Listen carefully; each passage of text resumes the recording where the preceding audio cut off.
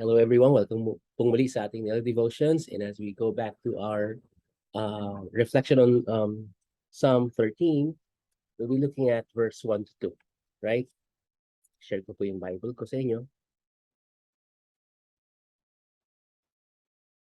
And this is how it reads. To the choir master, a psalm of David. How long, O Lord, will you forget me forever? How long will you hide your face from me? How long must I take counsel in my soul and have sorrow in my heart all the day? How long shall my enemy be exalted over me? Sabi po natin, this psalm is talking about not just discouragement.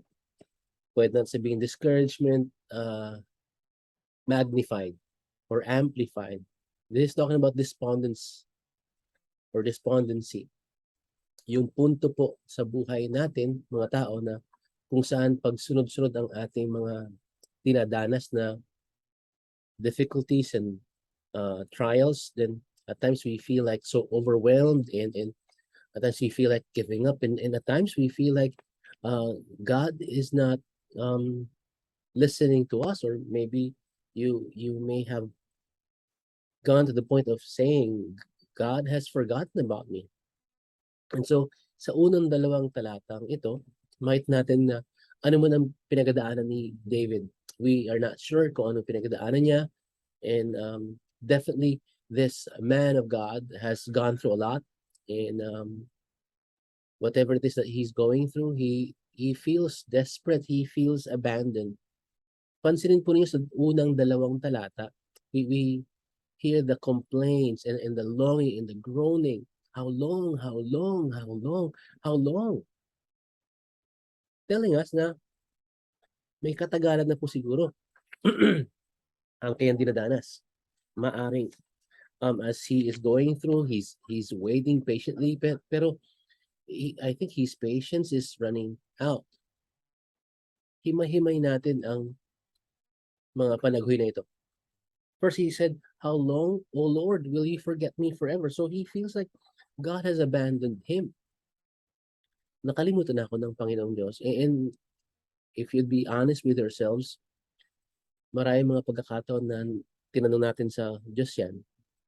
Here is David saying, how long, O Lord, will you forget me forever? Hindi lang, have you forgotten me, Lord? Baka kinalimutan mo talaga ako na. Totally. And sabi niya, how long will you hide your face from me? He feels abandoned. He feels that God doesn't care about him anymore. God has hidden his face from him. Yung unang how long, it's telling us that he feels so weak, although he's clinging on to the faith that he has. Remember, all caps Lord means Yahweh, the faithful one. Pero parang contrasting sa sinasabi niya, gaano ba katagal, tapat na Diyos na kakalimutan mo ko? Kung tapat siya, ba't kakalimutan? But then again, here is the beauty of the sincerity of Scripture. Hindi sinugarcoat. This is someone who's really going through difficulties. Kasi minsan pag tayo dumadaan sa mga hirap, hindi naman natin ginagandahan pa minsan yung ating panalangin, di ba? Minsan simpleng saklolo, Lord, tulungan niyo po ako. So David feels abandoned. David feels that he's not being cared anymore by God. How long will you hide your face from me? Pansinin niyo, ang sinasabi ni David, parang sinadya ng Diyos, kalimutan siya, parang sinadya ng Diyos, ng talikuran siya. Then he goes on to say in verse 2, how long must I take counsel in my soul and have sorrow in my heart all the day? How long shall my enemy be exalted over me? So definitely he's going through some difficulties, and it involves enemies. These are people who wants harm to be inflicted on David. So, pero napansin niyo, sabi niya, gaano ba katagal? Gaano ba katagal? Panginoon, must I take counsel in my soul? Right? The word, or the phrase take counsel sa original language is a term That means to plan. So sabi ng ganun dito ni David, hanggang kailan ba ako magpaplano ako para sa sarili ko? Parang hindi ko na makita yung plano mo. And if you are hearing this, maybe you're saying you're hearing yourself kasi baka nasabi na natin ito.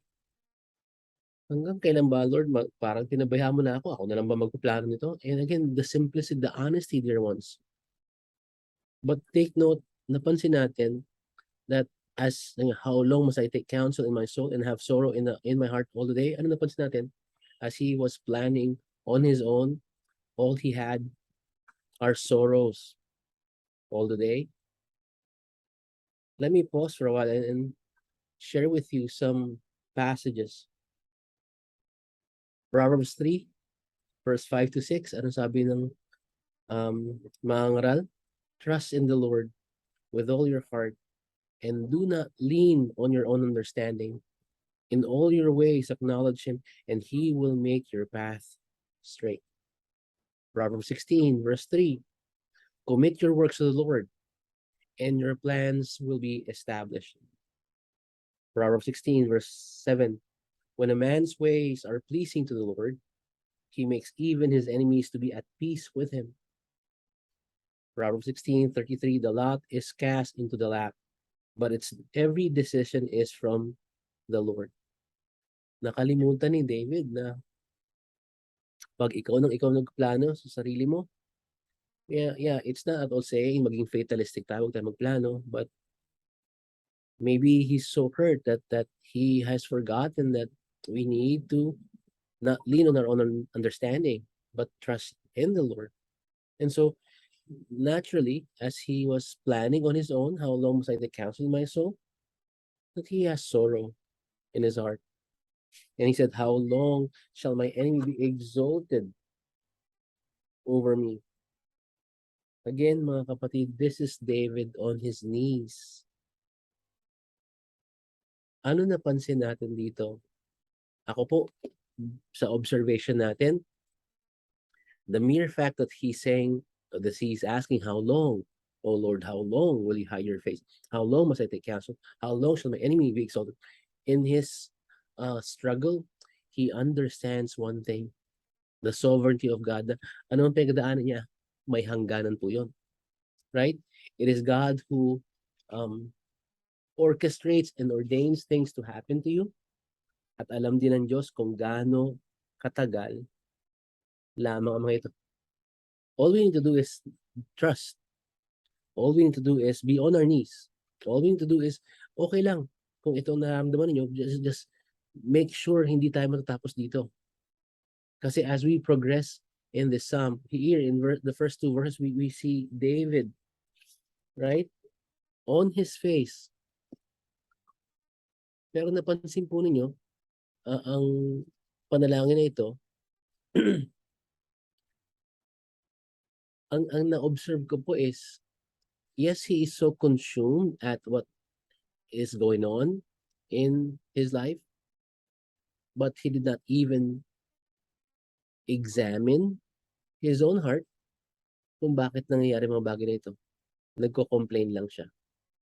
Dito tayo matatapos ngayong araw na ito, and I pray na nakita natin ito as we look into the first two verses, na there will be times wherein we would feel abandoned, we will feel neglected, and parang nag-iisa na lang tayo.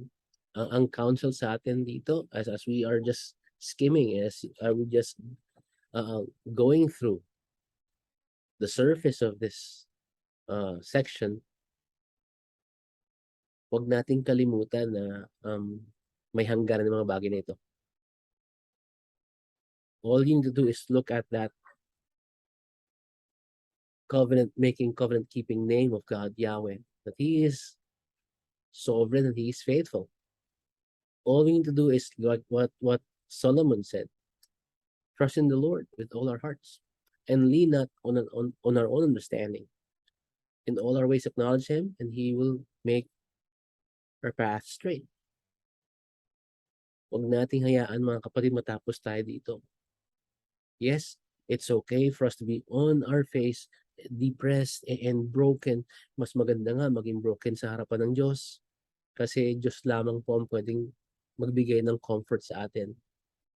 Here is David on his face, so focused on himself, yet did not see what is it about him that he needs to focus on. What I mean by that is that he's so consumed about himself, pero hindi nakita ano baka may kasalanan ko rito. Baka meron akong dapat tignan sa buhay ko na dapat kong ihingi ng tulong, ihingi ng saklolo, ihingi ng tawad. The first two verses confronts our hearts as we at times have this tendency to complain and to ask. Yes, that's okay to complain, but to know na dapat po lagi tayong hawakan lamang ang katotohanan ng Diyos. Right? We should not look into our own counsel. We should not lean on our own understanding, but we should be going to Scripture, lalo na pag mahirap ang buhay. Right? Tomorrow we'll be looking at David. First two verses, David on his face, so depressed and discouraged. Tomorrow we'll be looking at David on his knees. Right? Sige po. Salamat sa pagsama sa akin. And I pray kahit na sandali lang ito, kahit na hindi natin masyadong hinahalukay, because it would take a lot of hours. I mean, it would take maybe an hour just to look at the depth of this verse. But as I reflect on this, as we reflect on this, I pray na nakita natin po that discouragement and despondency is real, but so is God. And He will never ever abandon His people. You feel that way, pero how we feel is not necessarily true, right? He is a faithful God. Pray tayo. Dakilang Diyos, marami pong salamat sa pagpapalala niyo sa amin that in our struggles, in our difficulties, in our trials, may mga pagkakataon po nagtatanong kami kung nasan kayo, bakit nakalimutan niyo na kami. And there are times, Lord, that we are tempted to plan on our own. Kasi nga, hindi namin kayo makita, hindi namin maramdaman bakit nangyari mga bagay na ito. Yet, Lord, thank you for the truths that we gleaned from these two verses, that you are sovereign. Ang mga bagay na pagkadaanan namin, may hangganan, may dahilan, at mayroon pong purposes. At kadalasan yan, ito ay para mas mapalapit kami sa inyo and not lean on our own understanding. Ano man po pagkadaanan namin ngayon, Lord, sino man nakikinig ngayon sa araw na ito, I pray that this gives comfort to our hearts.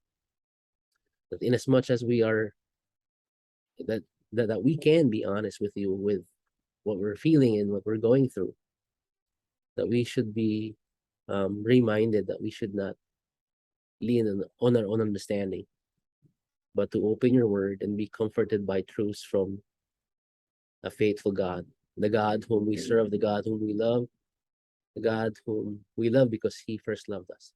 Maraming salamat muli, Panginoon Diyos, sa araw na ito, sa pangalan mo, Jesus. Amen. Thank you po for joining me. I'll see you all tomorrow. God bless you.